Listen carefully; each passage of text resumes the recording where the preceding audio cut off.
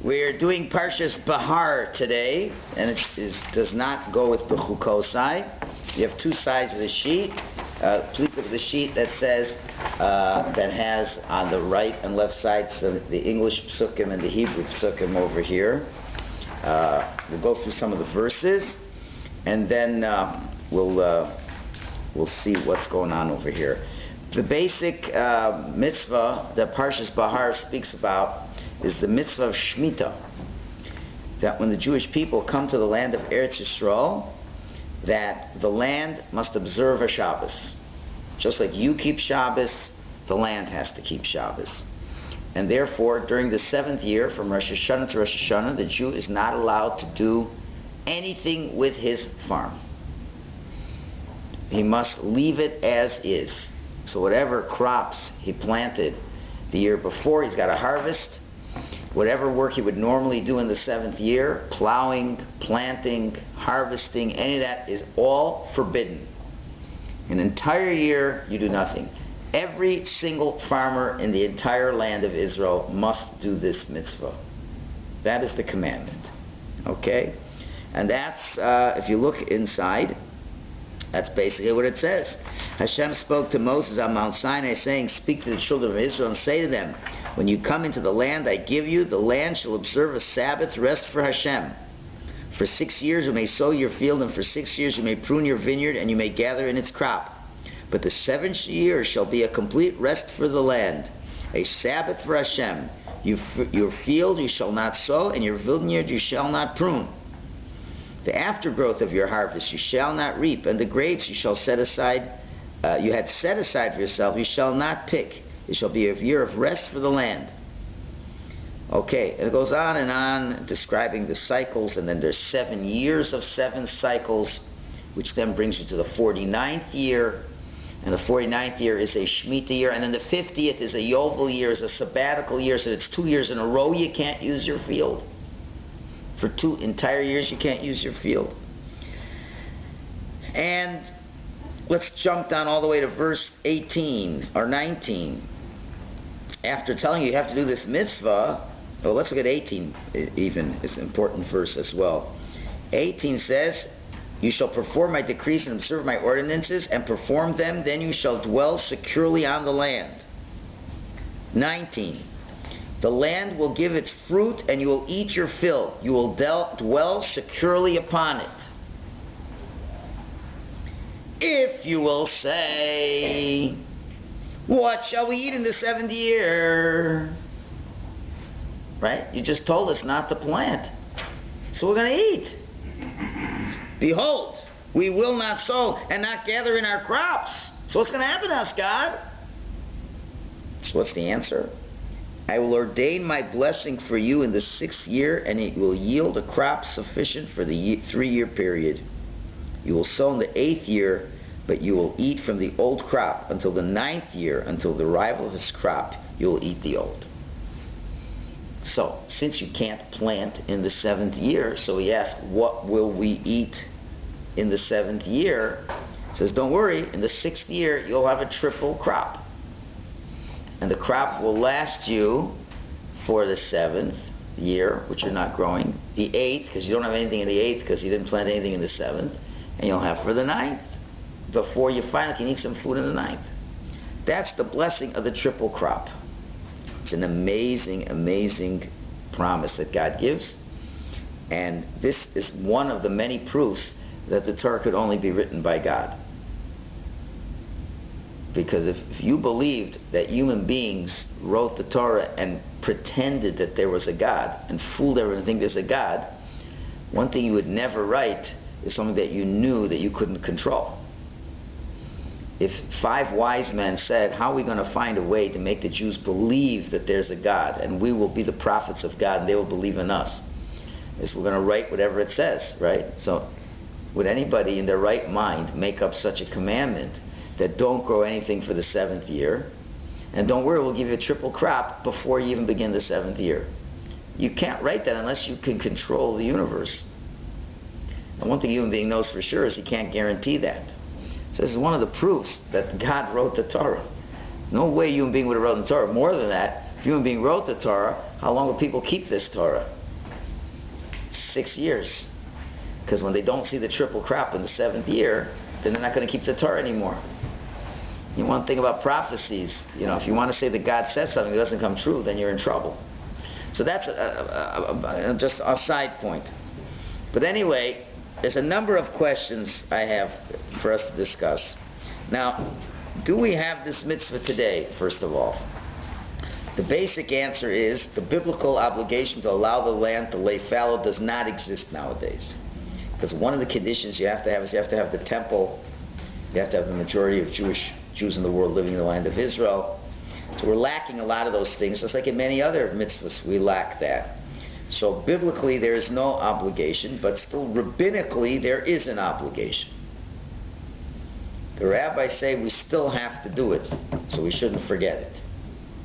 There's a lot of things not to forget, but if we wouldn't do it for thousands of years, what happens when Mashiach comes and we're told, you got to keep Shmita? What are you talking about? We never did it. I don't remember ever doing that. So the rabbis say you have to do it. But again, you could say, so that's why in Eretz Yisrael they try very hard to encourage as many farmers to keep this Shemitah law. Now a lot of you are saying, well, that's a very hard law to keep, Rabbi, because something's called a market economy.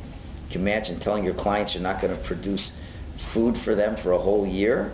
They're going to go to another client. We're going to be out of business. So Rabbi, this mitzvah is it's not possible to do nowadays. I don't want to get into all the history and all the things right now, but therefore there are huge efforts made by religious organizations to support the farmers during the year of Shemitah in order to encourage them to let the land lay fallow. Unfortunately, most farms are not religious, and most of them do not keep the laws of Shemitah, which creates a problem. Now, of course, there are those rabbis who have come up with technical ways around the mitzvah, and you're wondering, well, how do people eat produce in the 7th year in the land of Israel? So there's something that a great rabbi came up with, something called the heter mechira. What they do is they sell the land before Shemitah to Arabs. So land belongs to Arabs, just like we sell our chametz before Pesach. We sell the land to the Arabs. So even though we're working on the field, it's not Jewish land. That was a leniency that was given very many years ago. I'm talking like in the early part of the 20th century. For at that point, people would literally have starved to death. If it's appropriate to be done now is a matter of rabbinic debate. The Israeli, the Rabbanut relies on that leniency, and many people disagree with it. And that's why you have especially major problems in the year after Shemitah eating produce in Israel. You have to be very careful. If you plan a trip to Israel, I would not advise you to go the year after a Shemitah year, because you're creating lots of problems. Everything's more expensive. Even the stuff you can eat is more expensive. If you're strict. If you're not strict, it's not a problem. But it's a side point. But the main point I want to raise is, okay, none of us around here live in Israel. This mitzvah has totally no relevance to us. This mitzvah has no relevance unless I'm a farmer.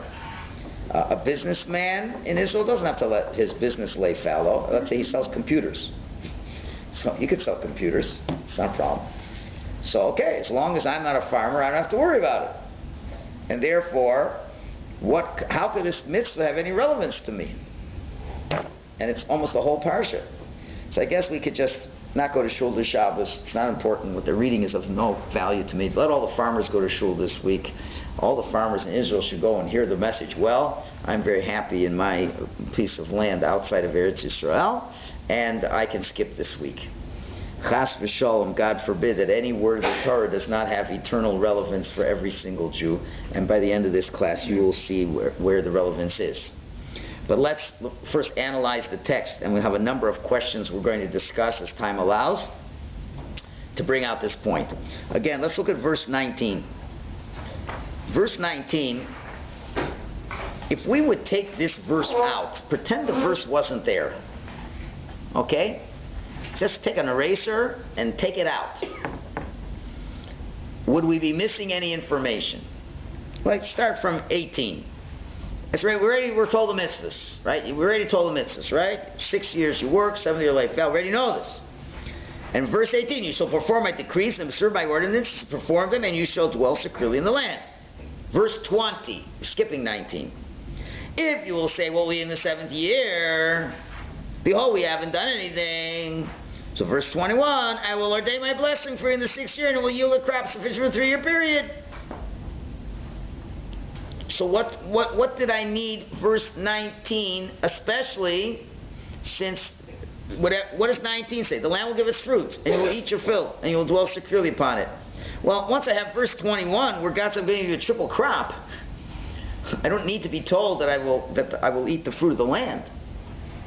So verse 19 seems to be an extra verse that really doesn't seem to be important, and it can't be. It's an extra verse. It can't be such an extra thing as an extra verse in the Torah.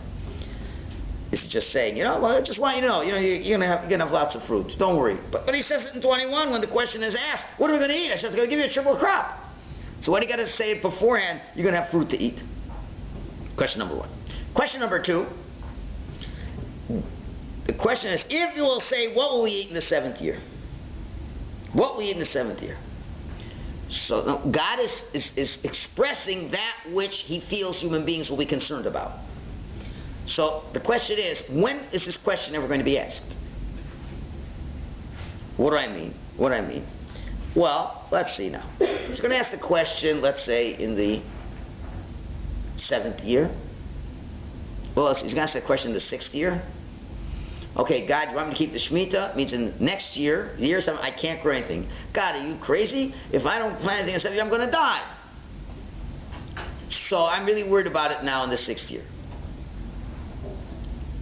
Okay. Maybe he's going to ask the question in the 7th year, because that's when you're really supposed to start the planting.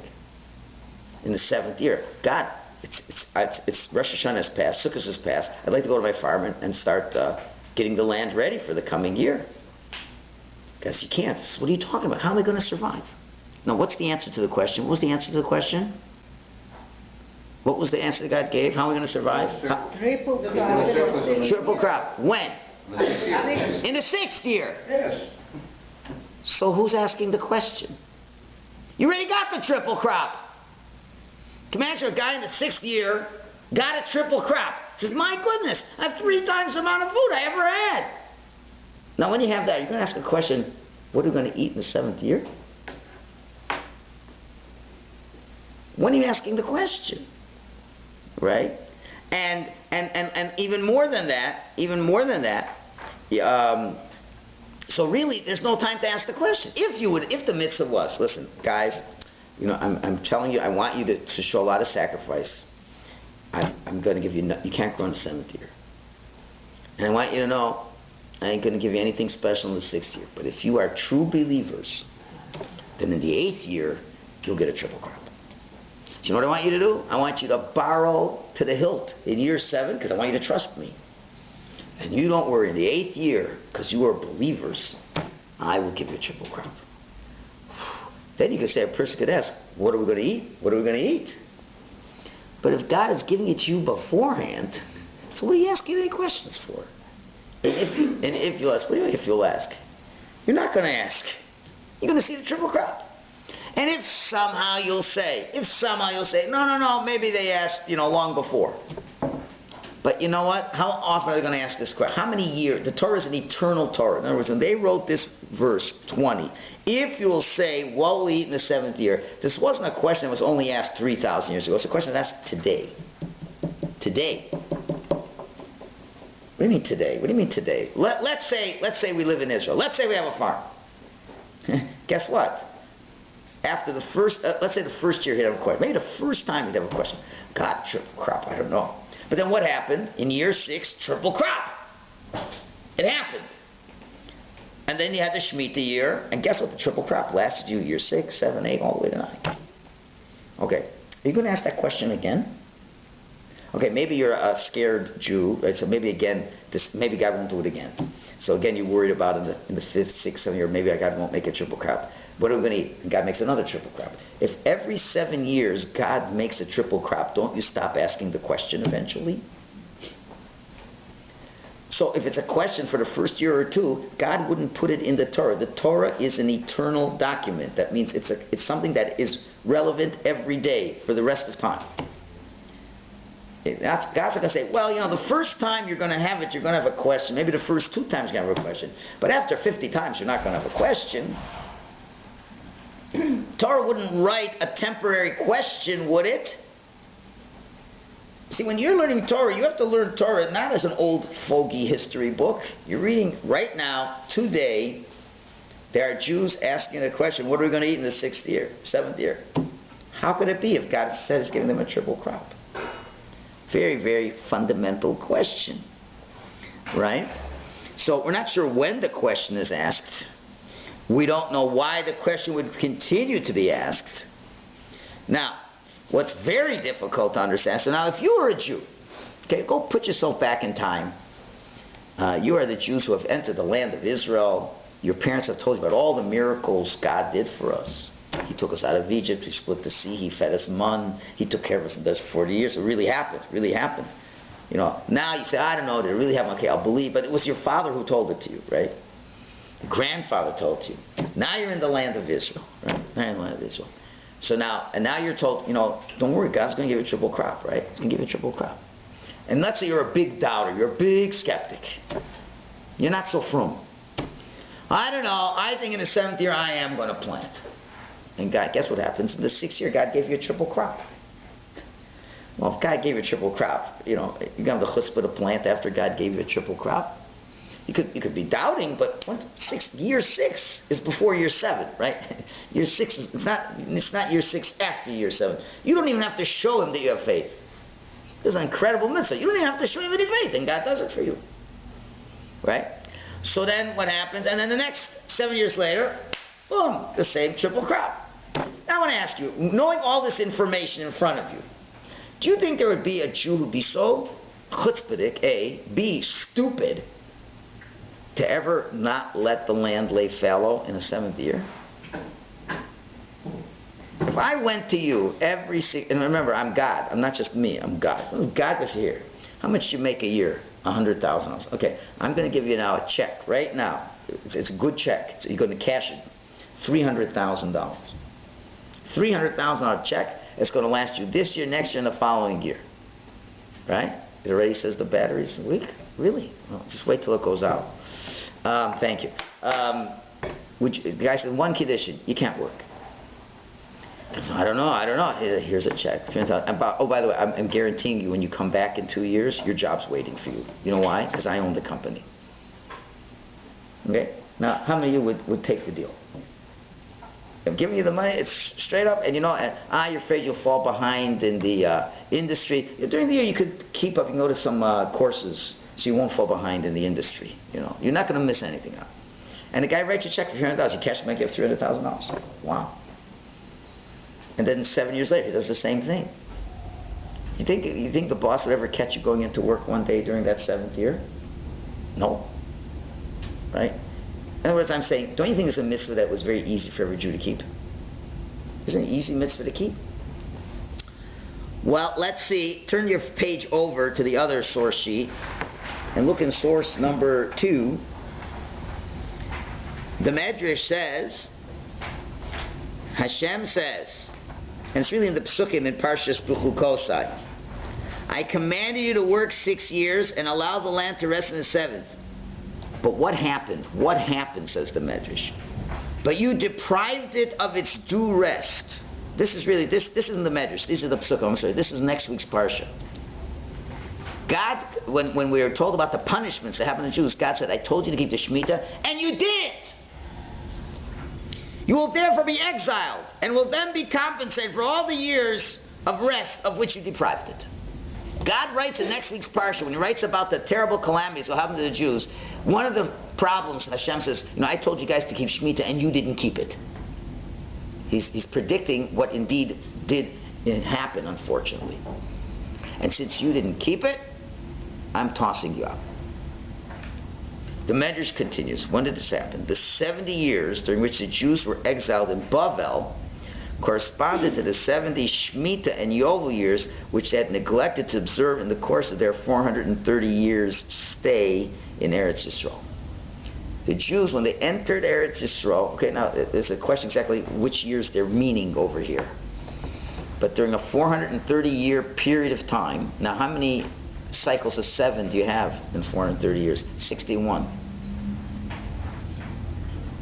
61. Right? 7 times 61, it's 427. Right? Okay, but maybe it's 50-year cycles, which really it's a 50-year cycle, so maybe a little less. But it calculates almost, you'd have about, with some Yovels, it's about 70, almost every year. So what it means, 70 Shemitahs they did not keep. That means they never kept one Shemitah. The Jews came into Israel, and they didn't keep this mitzvah. It's mind-boggling. It's mind-boggling. God went and gave people a triple crop. What a chutzpah. Hashem gave them a triple crop. Now, you're going to say, well, maybe he didn't give them a triple crop. It's not, nonsense. It can't be. God had to have given them a triple crop. Or how could God punish them if he didn't? Can you imagine if God says, you're going to give a triple crop, then he doesn't give a triple crop, and then they don't keep it. Then you can't hold the Jews to the bargain. You didn't give the triple crop. It must be God gave the triple crop. So if God gave the triple crop, so why didn't they keep it, for God's sake? I mean, can you be that stubborn a Jew? And we know that Jews have to take care of themselves. But, after God already wrote you the check, he gave you the triple crop, you have the chutzpah to go and work it anyway. Right? And that's for those 7, and they were in 70 years in exile, because 7 years they didn't keep Shemitah. Okay, that's a difficult thing to understand. Another thing, if you go to the Torah, when it says, let's say, let's think of another hard mitzvah in the Torah to keep, like kosher. In Parsha Shmini, it lists all the foods you can't eat. Does it say a verse like this? And if you will ask, what are we going to eat now that you've limited how much food we can eat? To which God responds, no, don't worry. There's a medrash that says for everything you're not allowed to eat, there's another food that substitutes that has the same taste for it. Does it say that in the Torah? No. Give me another mitzvah that's hard for you to keep. Let's say family purity. And if you will ask, how is it humanly possible for a man to stay away from his wife, and sometimes, it could be for a long period of time? If you will ask that, so God says, I will give you a lot of self-control. Or don't worry, I'll give you 3 other wives. Whatever. I'll give you a couple other wives, so you never have to worry about that. It doesn't say that in my Torah. You go through all 613 mitzvahs, with one other exception that I'm not going to get to now. It doesn't say, and if you will ask, how can I keep this mitzvah? Why does it ask it here? Why is God speaking out the question of a person might have a reservation? Don't you think there's other mitzvahs that people have reservations about? Plenty. So why do they pick this mitzvah? And the truth of the matter is, if anything, you're going to find it's a very easy mitzvah, because you're going to see the triple crop very soon. If anything, it's an easy mitzvah. And so that's a major question over here. Now, the truth of the matter is, if you look in source number 3, the Midrash quotes a verse in Tehillim. It praises those that are mighty in strength who fulfill his word. Who is that referring to? This pasuk refers to a Jew who fulfills the mitzvah of Shemitah, which is one of the most difficult in the Torah to observe. Wow. The Medrash is saying Shemitah is one of the most difficult mitzvahs to observe. The farmer is forced to lay down his tools and stand idly by as his field and vineyard waste away, not 1 week or 1 month, but a full year. And although his field is barren, he pays the usual government tax. Don't forget, you got to pay taxes. Nevertheless, he does not complain, but happily fulfills the mitzvah. Could there be a greater Torah hero? You're looking for heroes? You know what a hero is? A guy who keeps the mitzvah Shemitah. Now, I really don't understand what's going on now. The only thing it answered was, now you say why they asked, if you'll ask what will we eat, because it must be a pretty hard mitzvah. The Medrash says it's a really hard mitzvah. It's a really hard mitzvah. You're a hero if you keep this mitzvah. I don't get it. You give me the check for $300,000, I'll be happy not to go to work and say, I don't need to be any kind of a hero. Right? What do you need to be a hero? If you don't give me a triple crop, you got to be a hero. If you got to hope that afterwards you get the triple crop, you got to be a hero. But God's giving you the triple crop in advance, so what kind of hero are you? But the Gemara is saying you are a hero. How is it be your hero? And then, and if that's the case, we've already said that from next week's parsha, when it says the Torah says that in the words of rebuke, it says that the land laid waste because we didn't keep Shemitah. So now you got to really wonder if God is punishing us for not keeping Shemitah. What do you want? He gave us a very hard mitzvah to keep. It's one of the hardest mitzvahs. I wasn't such a hero. You know, you want me to be a good Jew, but to be a heroic Jew? You know, I understand you want me to be a nice, regular Pasha Yid, be a God-fearing Jew, fine. But to be a hero? For me to be punished so severely for not being a hero doesn't seem to be fair. And there's a lot more problems over here. What is the punishment for the Jew not keeping the Shemitah? We get kicked out of our land and go somewhere else, yeah? I would think of an easier punishment. What do you think would be an easier punishment? A simpler punishment, one that's more measure for measure. The Jew didn't keep the Shemitah. What should the punishment be? The crop won't yield. Finished. You grew the 7th year. Guess what will happen in the 7th year? Nothing's going to come out. That's a real simple thing. What do you have to have Roman armies come in and take Jews out and have all kinds of political turmoil just because Jews don't keep Shemitah? Just say nothing grows. Finished. Then you wonder, I wonder why his crops are growing. Well, did you grow in 30? Yeah, well, that's why God isn't making it growing. That's pretty easy to crop. Right? There's much more. There's much more. So it's pretty clear. What do we have so far? We have a mitzvah we don't understand. We don't understand how hard could this mitzvah be? How come Jews didn't keep the mitzvah? Who would be worrying about being supported when God's giving you in advance? We understand that because of that, the Jews were exiled from the land, and they suffered for 7 years not being in their land. However, if you look in other sources say the reason why, and you ask, so why did the terrible calamities happen to the Jew? Because they didn't keep the mitzvah of Shemitah. But if you look, the source got chopped off. It's on the left side where it says Rashi 26:14. It's supposed to be source number, I think, 4, but it got chopped off there. It says Rashi. I don't have time to go through the whole Rashi, but Rashi says if you don't listen to God, and what is it? You don't listen to God, that you're not laboring in His Torah. God says, you know why all these punishments are going to happen to you? Because you didn't listen to me. What does not listening mean? He's saying that, not saying you didn't do the Torah. It's you didn't learn, you didn't labor in Torah. You weren't studying Torah hard. You know, when it's time to go to class, you skipped class. Or you learned the Chumash, but you didn't learn it in any depth. You didn't work hard in Torah. Because you don't work hard in Torah, eventually, the end of that Rashi says, you become like Nimrod, who recognized God, but you still want to rebel against Him. So, it seems that the reason why all the suffering happened to the Jews is because they didn't want to work hard in learning the Torah, and they recognized God, and they rebelled against Him. It doesn't have to do anything with Shemitah. So what does that mean? So these are all the difficulties with this mitzvah. So now, in order to appreciate what's going on over here, we have to understand why in general did God give us this mitzvah. Why did He give us this? We have to understand why did God give us the mitzvah for starters.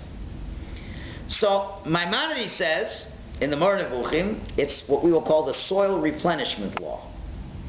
It's in order to keep the land fertile. Hashem loves the land of Israel. He wants it to be fertile. So every 7th year you have to let the land lay fallow. So the commentaries ask many questions on this Rambam. Number one, again, so if that's what he wants, so then why does the Jew have to go into exile? Just make the land stop producing. Question number one. Question number two, what's it going to help if they chase the Jews out? The non-Jews will go into the land and they'll work the land. Right?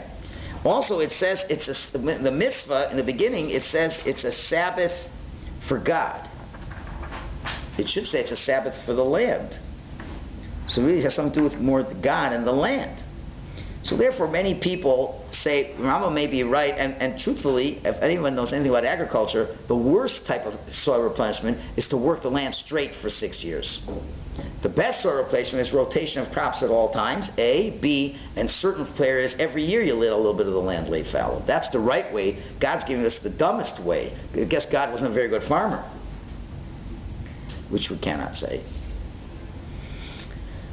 So the Balakeda, the Spanish philosopher, says it's to remember that God created everything. Telling God has created the world. And therefore he tells you a certain time you can't work on the land. It's my world. To which some rabbis say, that's very nice, but doesn't Shabbos accomplish the same goal? So the source that I have for you at the bottom here, the Sefer HaChinuch, which goes into great detail, which you can look at on your own, basically says it is to the root purpose of this mitzvah is to develop our emunah and bitachon in Hashem. First, develop our belief and trust in God.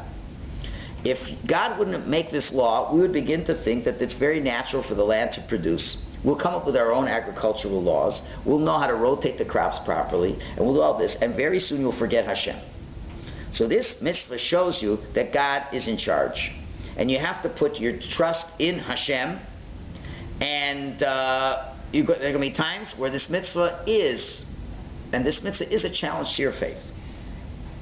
To which you have to understand exactly how is it a challenge to your faith if God is giving you the triple blessing in advance.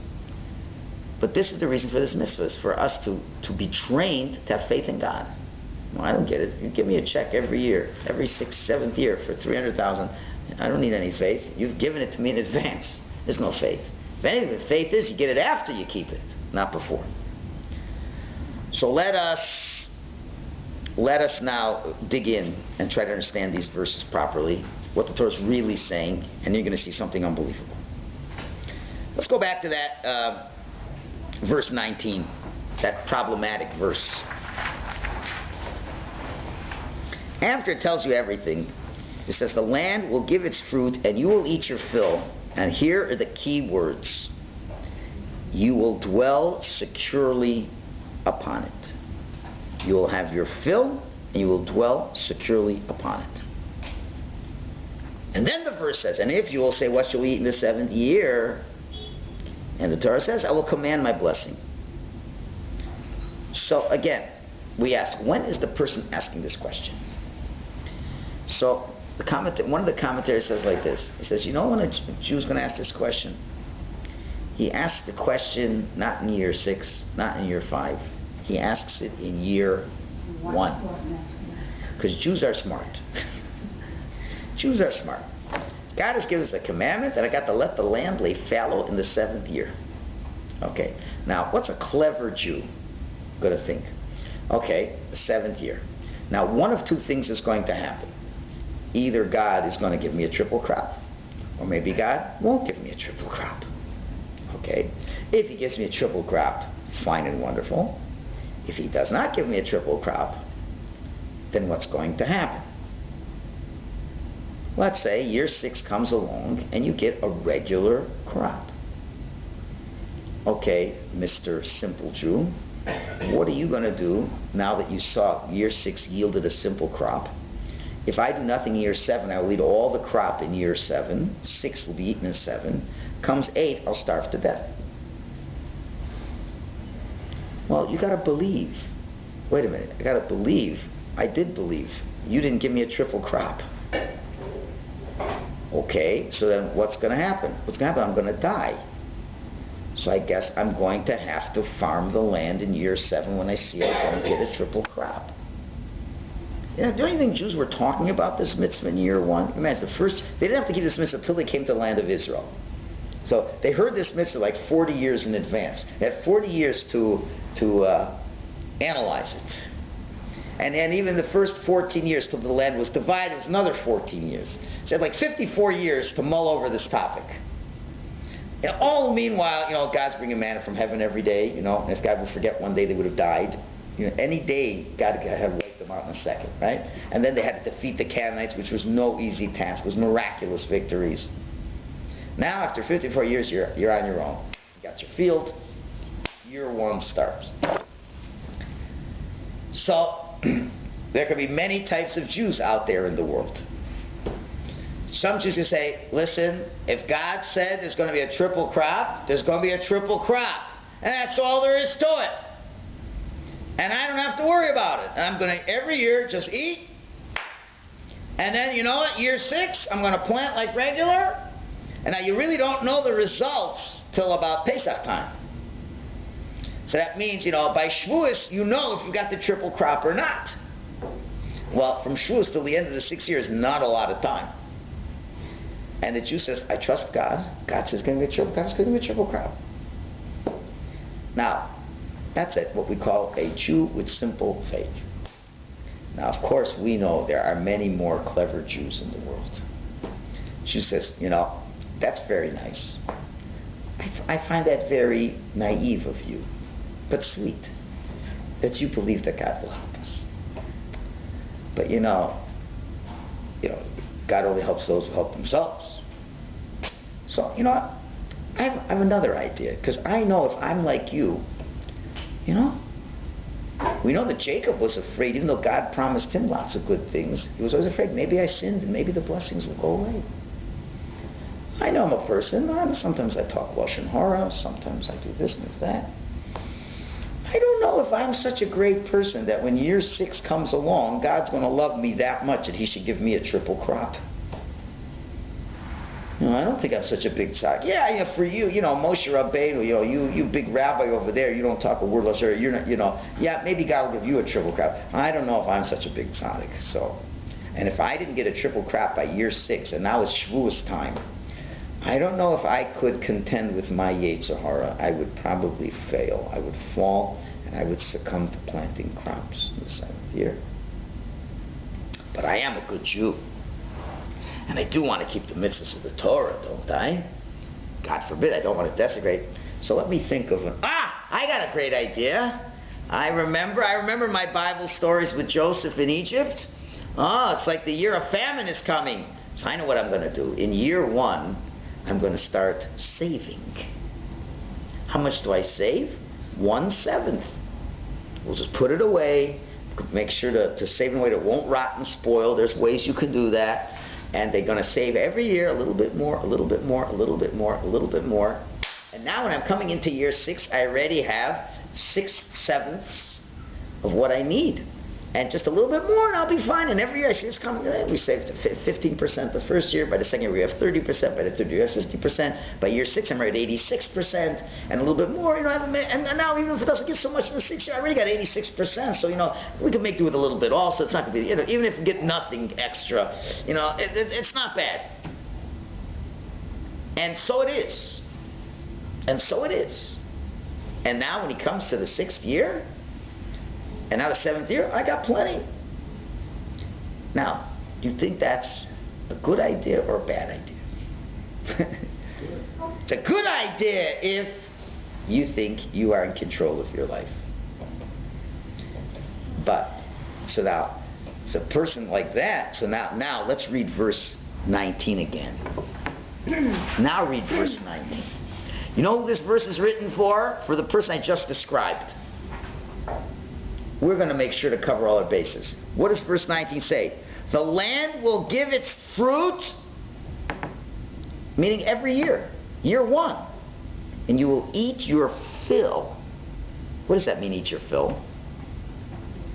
Well, if you're scrimping off 1/7 from your crop, you ain't eating your fill every year, are you? I'd like a little bit. You have to save? Remember, 6 years from now, it's going to be terrible to be a Jew. It's going to be schwer to sein a Yid. So, take off a little bit now. Yeah, but schwer now to be Yid. Well, that's what being a Jew is all about. It's really a bed of roses. So, you can't have that extra portion. So, no. You have to put that away. It's for 6 years from now. Why? But I want a little more. No, we're not going to get anything in the 7th year. You never know what's going to happen. Torah is saying, and the land will give its fruit. This isn't a promise. This is a command. And you will eat your fill. No scrimping and no saving. You will dwell securely upon it. What's that mean? You live with no worries. What do you mean live with no worries? Do you think God's going to give me a triple crop in the 6th year? What if I don't give to serving and this and that? Hashem said, take it easy. I'm the God. I'm the Lord. I told you to take it easy.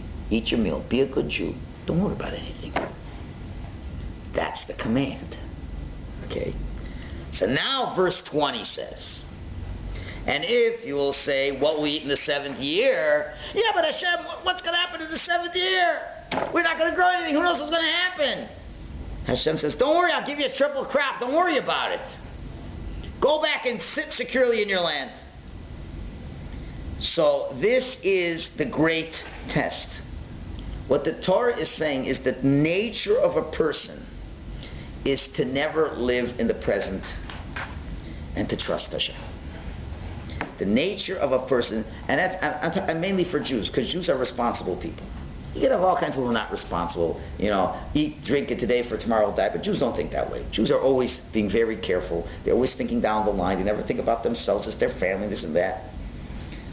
So when you see an essential need down the line, you're afraid you might be empty-handed down the line. The prophet says the stomach of the wicked is always missing.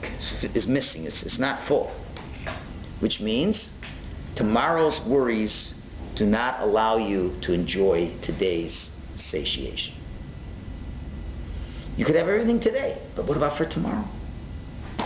Right? The problem with us is tomorrow we put it into today, and we always feel we're missing something.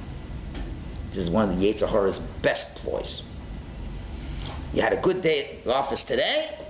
You brought home your food today. I know it's today, but what about tomorrow? What do you mean, what about tomorrow? Today is good. Eat today. But tomorrow might not be good. And if tomorrow's not be good, maybe I shouldn't eat everything today. So the truth is, we say, do you believe there's a God in this world? Yeah, I do, but... Yeah, but what? But, but if it's better if I'm sure that it's going to work, then I believe in God. So it's calling a hedge fund against God. And no such thing as hedge funds when you're dealing with God. Either you believe in God or you don't believe in God. I said a story yesterday in one of the classes. There was a Jew who was working in Haifa. This story took place before the state came into being. I don't know exactly when, maybe the 30s, whatever. And there was a great... And he worked in one of the factories in the port city of Haifa, one of the big ports, whatever they were doing, whatever the factories do over there. And there were a lot of Jews there who worked there, and there were Arabs who worked there. One fine day, the owner of the factory, he calls on all the workers and says, times are tough, the economy's bad. And he says, we always gave you Shabbos off, but not anymore. From now on, starting this week, everyone's got to work on Shabbos. So this guy, one of these workers, is a frum Jew, and he pleads, I can't work on Shabbos. He never worked on Shabbos. You're not allowed to work on Shabbos. I guess I don't care. You want a job, this is it. And he's pleading, doesn't listen. So what does this nice Jew do? He goes to a great tzaddik who lived in Yerushalayim, Rabbi Shlomo of Zhevil, big tzaddik. So he went to Rabbi Shlomo of Zhevil. He poured out his heart. It's a long trip from Haifa to Yerushalayim in those days. There wasn't the number one highway, going 70 years ago to make such a trip, right? So he goes to the Rebbe. Rebbe hears his promises. He has to talk up. So let me ask you a question. How many people live in the world? I don't know, a few billion people in the world. He says, yeah. How many of those people work in Haifa? So, well, not very many. Yeah, and somehow they all seem to make a living, don't they? So you think you only can make a living by living in Haifa from this guy? God at the end of the day makes sure everybody has what they need. You go back and you tell the guy that under no circumstances are you working on Shabbos, and if he fires you, then you're going to find a better job somewhere else, and that's all there is to it. Those simple words gave the guy so much chizuk. He comes the next day to the boss. He's not the mealy, the sad fellow, the little weakling. He comes and says, I want you to know, I'm not working on Saturday. I don't care what you say. And if you fire me, that's your problem, but I will not work on the Shabbos. God will find me another place. He came with all that courage. He says, it's your different attitude. He says, I spoke to my rabbi. He set me straight. So the person thinks, he says, you know what? Everybody's got to work on Shabbos except you. You don't have to work on Shabbos. That was the end of the story. Right? So what's the point? Why am I telling you this story? Because we all believe in Hashem up to the point where we have to trust Him. As soon as I have to trust Him, then, well, I believe in you, but if I make sure it's okay, then I will believe in you. And that's a big problem. And that's why God gave us a mitzvah Shemitah. God gave us a mitzvah Shemitah where Hashem is saying that upon your entry into the land, this is the test of Shemitah. God said, listen guys, I split the sea, I made 10 plagues, I fed you manna for 40 years, you decimated the Canaanites, now I'm letting you work on your own field. And I'm telling you, don't ever forget who's in charge, who loves you, who wants to take care of you, who wants you to grow through the process of having trust in me. And this mitzvah is tailor-made for you as Jewish people to show me the trust that you have in me and that I'll never let you down. So now the Jew has to think and say, okay, am I going to trust him or not? When do you begin showing that trust? In year 1. Because if you don't trust God, what Torah is saying is, you'll never have any peace of mind your entire life. People think having trust in God is a crutch. Only weak, wimpy people trust God. The answer is, only people who really want to enjoy life will trust God. If you don't trust God, you're never secure. You're as secure as you are, and you as a human being are never secure. And therefore you're always worried, what's going to happen? You could be at the top of your league in your industry, but you're always worried, who's going to try to take me down? You know, you figure Walmart should be happy. I'm just giving an example. You know, like they're doing okay. No, they got to take over the whole world. And what's wrong with somebody else? No, they're going to take us down. It's dog eat dog. There's a God in this world. God wants everyone to make a little parnasa. Oh, we got to be the best. What's wrong with just make bread on the table, nice home. As Harry Truman's line, a car in every garage, a chicken in every pot. That's the way that's what God wants. Be worried about. God's trying to train us not to be worried so much. And that there is a God who does control this world. And the sooner we learn that lesson, the happier we will be. So God says, well, the very first day you're going to walk in the land of Israel, you got your own piece of land, here's the mitzvah. The mitzvah push doesn't come to shove in year 6 or year 7. Push comes to shove on day 1, year 1. What's your attitude when God says, trust me? You will have a triple crop down the line. What does the Jew say? Well, I guess all the very spiritual rabbis who really don't know how to farm anyway, it's worth it for them to believe in God. But I'm a good farmer. I got strong muscles. I don't have to wait to believe in God. I'll take care of myself. God says, that's your choice. Give me an opportunity to show. And if you trust me, it'll be so much better. Wouldn't you love to have a sabbatical every 7th year? Wouldn't it be great? People say, no, really, I'd rather be secure every day of my life than to have a sabbatical. Okay, this is how it begins. All right? So what do we have over here? So we probably have a number of different people. There's all different kinds of Jews. We have one Jew who probably is going to believe in Hashem 100%. If Hashem said it, that's what's going to be. So what are you doing, Schwartz? What are you doing in year 1? I'm going to eat everything God gave me. I'm going to enjoy every meal. How can you enjoy every meal? Knowing that in year 6 you might not be able to do it. Year 7, God said He's going to do it. What's the problem? I don't understand you. God said He's going to do it. Is any doubt in my mind? I have no doubt in my mind. I'm going to enjoy it. I'm going to eat it all up. The other guy says, you can't do that. No, I'm going to scrimp. I'm going to save. And year 1. So comes along harvest of year 1. There's certain laws, involved. Before you harvest, you have to leave a corner for the poor. You have to give 2% to the Kohen, 10% to the Levi, 10% to another poor guy. By the time we're done with you, you've given up about 75%. You've given away 25% of your earnings. They've been garnished. But you have to willfully give it. So the guy who has total trust in God says, Baruch Hashem, Hashem has given me a lot, and I'm eating my meals, I'm enjoying my meals, and I can give to the poor, and I can do this. At the end of the year, I don't have anything more, but fine, next year's a new year, Hashem will take care of me. But what about that 7th year? You don't have to worry, God's getting the triple crown. He's a very happy Jew. The Jew's like, okay, I got to take off 15%. Okay, I got to take off the 7th out. Well, those poor people, they want 10%. Oh, I'm not going to be able to give 10% to the poor people this year. And the Kohen, according to the Bible, really you don't have to give him 2%. That's a suggested amount. You can get away by giving him just 1 kernel of grain. You also could do the mitzvah. All of a sudden the guy says, and the poor people come, I need money. I'm sorry, I'm all tapped out. What are you all tapped out with? I'm tapped out because I had to put 15% in the silo because it's going to be a year that might not come. I know it's not going to come. Well, it might not come. So now, let's look at the first year of Judaism for these two different Jews. Got the one Jew who's happy. He eats his fill. He has enough to give to the poor. He's happy doing all that. He's helping others. He's helping himself. The other guy's a nervous wreck. He doesn't do the mitzvahs he's supposed to do. He doesn't even enjoy the food he has. And this goes on for 6 years. Right? Now comes year 6. How's everybody feeling now? Okay, year 6, the man who's been saving, he now has about 84% of what he needs. He's feeling pretty good. For the last 6 years, he says, well, I haven't been very charitable to people. Haven't really enjoyed my meals for the last 6 years. But one thing I'm really happy about is, no matter what God does, I'll be fine in years 7 and 8.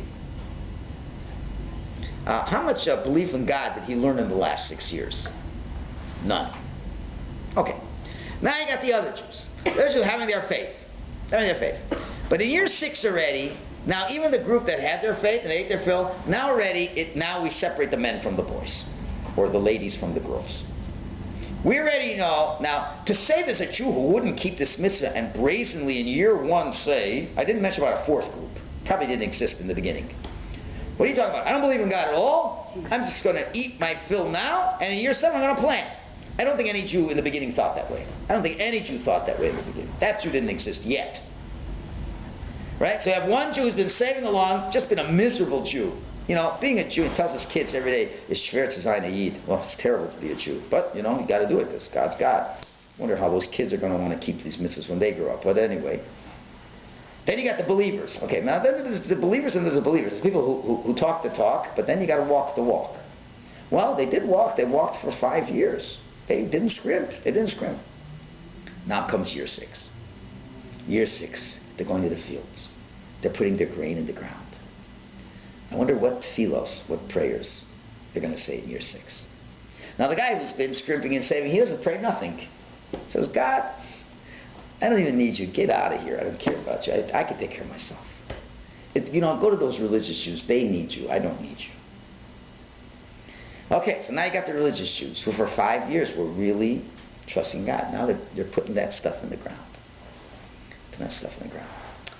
At that point, it's getting to that critical point. It could be, this might not be a triple crop. Because for 5 years I put a seed in the ground, and for 5 years I got the exact same crop every year for 5 years. Wow, this is... If you will say, well, we in the 7th year. I've been living securely for the last 5 years, and I'm now scared. Because it might not happen. I've been God-fearing, but now we're coming to the crunch time. I've been a good Jew, I've been devout, but now if it doesn't come this year, you can have emunah to a certain point, but then at the crunch, so God says, don't worry, I will give you a triple crop. Don't worry, I'm going to give you a triple crop. So now, what happens? So based on the commentary of the Seforno in source number 7, and the Rashi in source number that's not written down there, which I believe is source number 4 or 5, you see 2 conflicting opinions, which isn't really conflicting opinions. So first start with the Rashi one. The Rashi that says 25:19. What does the Torah say? What does the Torah say? God says, I'll give a triple crop. The Torah says, I will command my blessing, and the tfuah and the grain will make for 3 years. So Rashi says, what is the grain? V'achalta b'som, you'll eat satisfying. He says, even within the innards there will be a blessing. One will feel satisfied after having eaten a small quantity. Rashi learns what happened is, so now let's see what happens now. So they planted.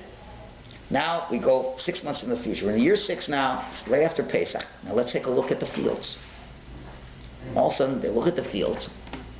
It's the same as the year before. Uh-oh. Ain't no triple crop.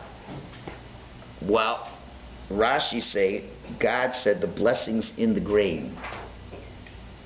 The blessings in the grain. Every year you take a bowl of Wheaties, you got to eat the whole bowl of Wheaties to be full.